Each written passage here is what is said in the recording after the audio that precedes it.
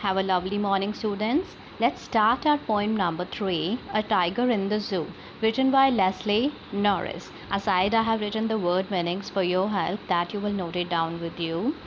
In this poem, Leslie Norris has made a successful comparison for the readers, that is you, tiger in the zoo and another tiger who is in the forest. You must be aware about this point that the tiger in the zoo are kept in cages. Okay, so they are just having a limited space to move. On the other hand side, tigers who are in the forest, they are having free open space to move here and there. So let's begin our poem.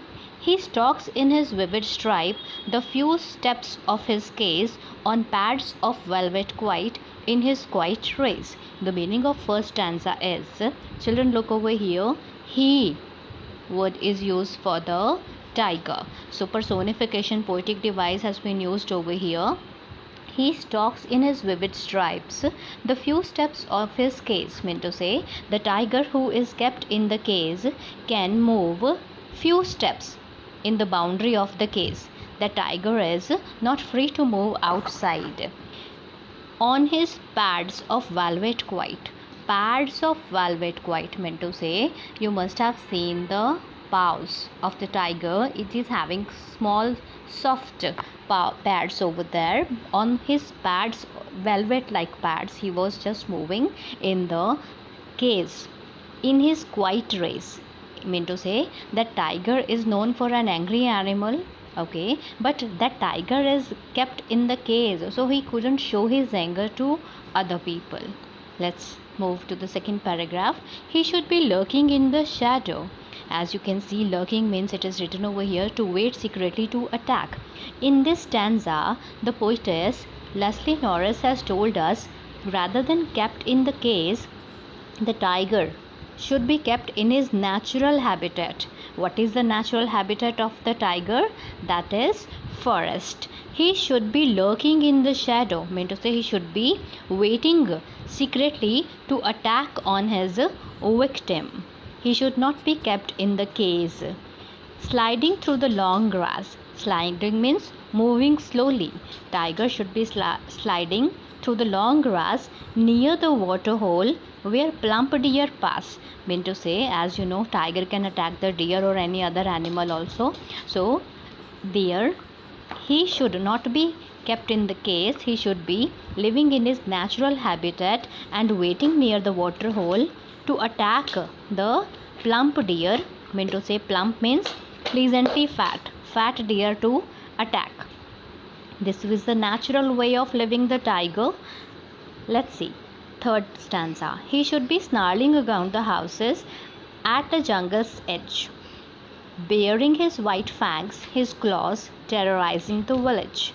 So in this stanza also the poetess has tried to tell us, like a natural habitat, tiger should be free to snarl. Snarl is the sound of the tiger around houses. He should be snarling around the houses which are at the edge of the jungle. Edge meant to say boundary of the jungle. Bearing his white fangs. White fangs meant to say long sharp teeth. He should be showing his long sharp teeth. His claws means his nails. Terrorizing the village. He should be, it is a natural way, or tigers are known like a ferocious animal, so this is the natural way of living the tiger. But he is locked in the concrete cell. So look children, in the para 1 or in the stanza 1, the poetess has told about the tiger in the zoo. In the second and third stanza, how a tiger should live in its natural habitat. Again over here, the poetess is referring the reality of the tiger who is locked in the concrete cell. Concrete cell, what does it mean over here? Concrete cell mean to say is cage in the zoo.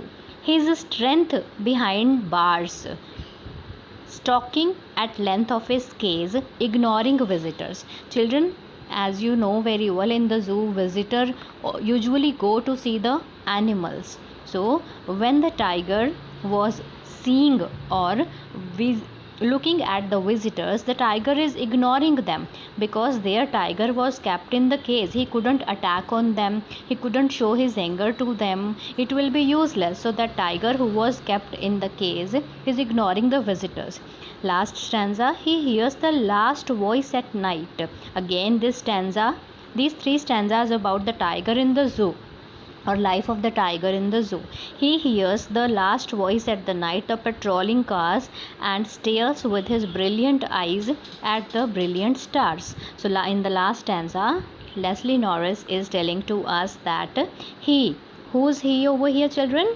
Yes, he is used for the tiger. He hears the last voice at the night, patrolling cars. Students, patrolling car meant to say in the zoo, the cars of the authority people in the zoo taking round in the zoo, by which they could be sure that all animals are well in their cages, they got food or not, like that. They were taking round. And what the tiger was doing? And stares meant to say looking at something, okay, in a surprising way. Tiger was looking with his brilliant or shiny eyes at the brilliant stars at night.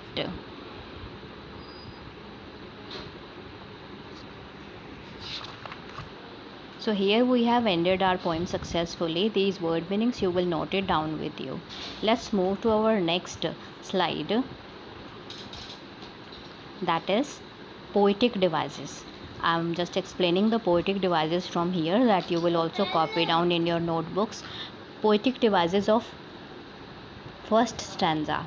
Enjambment, because first line is continuing into the second line without having any punctuation marks at the end. You must be remembered, I explained you earlier also. Second poetic device, personification. As tiger word, tiger is used as a, mean to say, his feeling is being used there, or he word is used for the tiger. Normally he or she is used for the human being. Third is consonants, where our consonant sound is repeated. S sound is repeated in the first line, okay. Then assonance, I sound is in the first line. Then oxymoron, this is a new poetic device for you because other are already explained to you.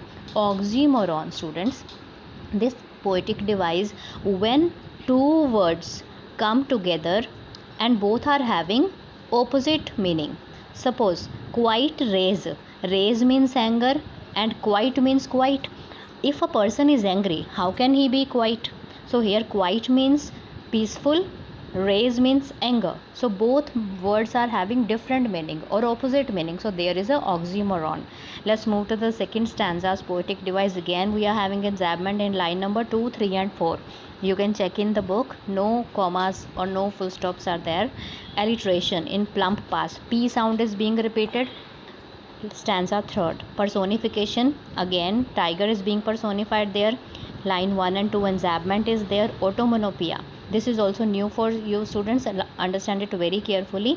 Whenever you are having any sound word, suppose there is a word snarl. Snarl is a sound of the tiger.